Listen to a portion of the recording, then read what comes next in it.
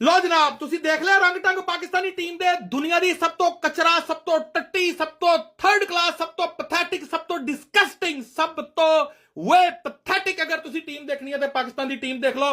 साडे premium fast bowler दा हाल देखिया ओदी टट्टी निकल गई आखिरी ओवर करन तो पहले 28 रन खा गया सी ओते वाइड नहीं दित्तियां दो अंपायर ने वरना 100% 212 चेज करा दिंदे। और शादाब खान देख लिया तुसी मेरियां 5 वीडियो सिर्फ ऐसे शह ते बना के पाइयां कि खुदा दा वास्ता शादाब खान नूं क्यों पाया टीम दे विच।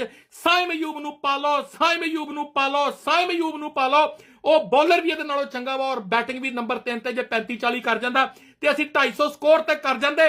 ਲੇਕਿਨ ਜੇ ਹਿਸਾਬ ਦੇ ਨਾਲ ਸਾਨੂੰ ਕੁੱਟ ਪਈ ਆ ਡਜ਼ਨਟ ਮੈਟਰ ਕਿ ਅਸੀਂ 260 ਵੀ ਕਰ ਜਾਂਦੇ ਅਸੀਂ ਫਿਰ ਵੀ ਇਹ ਮੈਚ ਹਰਨਾ ਸੀ ਕਿਉਂਕਿ ਸਾਡੇ ਕੋਲ ਸੀ शादाब खान, ਸਾਡੇ ਕੋਲ ਸੀ ਪ੍ਰੀਮੀਅਮ ਫਾਸਟ ਬੋਲਰ शहनशाह अफरीदी, ਸਾਡਾ ਕਪਤਾਨ ਸੀ ਆਗਾ सलमान अली खान, पाकिस्तान क्रिकेट का सब तो वड्डा कप्तान बल्कि वर्ल्ड 11 भी बने तो कप्तान आगा सलमान ही बनाउणगे क्योंकि इस कदर शानदार कप्तान आ कल्ला ही 1.5 करोड़ की चिंगम चब गया। ਉਹ पाकिस्तानी टीम के थर्ड क्लास मिडल ऑर्डर और लोअर मिडल ऑर्डर नूं देखो यार, देखो श्रीलंका के एक प्लेयर ने शानेका ने थल्ले आके रंग बदल दिते। एक प्लेयर उत्ते जड़ा सी लगा होया की ना रतनाइके ओ कल्ला बंदा मैच का रंग बदल के लै गया। किथे 147 होना औखा नजर आ रहा सी, किथे स्कोर चेज कर गया 212। उन्हों का लोअर मिडल ऑर्डर देखो इन्ने मैच हरन तो बाद और साडे गंदगी दे ट्रक देखो, साडे चूतिए बैट्समैन देखो, साडी थर्ड क्लास पैथेटिक बैटिंग देखो, इन्हां दियां शक्लां देखो कि इन्हां दे कोलों 2-3 सिंगल डबल नहीं हुंदी।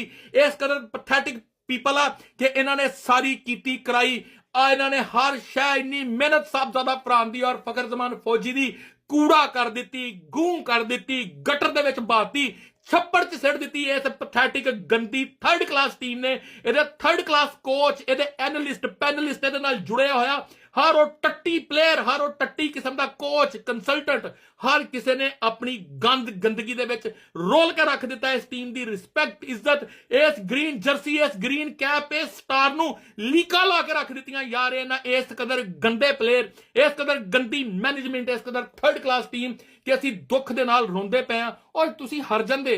147 नहीं रोक हुंदा सी ना रोकदे 155 60 65 कर जांदे कोई गल नहीं। असीं कहंदे यार क्या बात आ साडे दो मुंडे वारियां खेड गए सी उन्हां नूं सीने नाल ला के असीं जनाब खुश हो लैंदे कि कोई गल नहीं वर्ल्ड कप तो बाहर आ। लेकिन याद रखदी दुनिया कि साहबजादे भरा ने जिहड़ी वारी खेड दित्ती क्या वारी जनाब फौजी ने खेड दित्ती।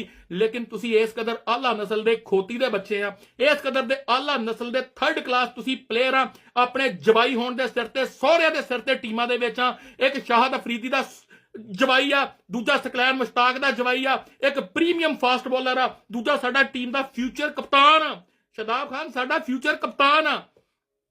स्कोर साडा 4 ओवरां दे विच 32 स्कोर कीता असीं, आखिरी 4 ओवरां दे विच 25 स्कोर कीता, सॉरी 25 स्कोर और उन्होंने आखिरी 4 ओवरां दे विच मैनूं लगदा 90 रन कर दिते। 90 रन मार मार के उन्होंने फूसड़े कढ़ दिते, गूं कढ़ दिते उन्हें शादाब खान दे ते तुहाडे प्रीमियम फास्ट बॉलर शहनशाह अफरीदी दे।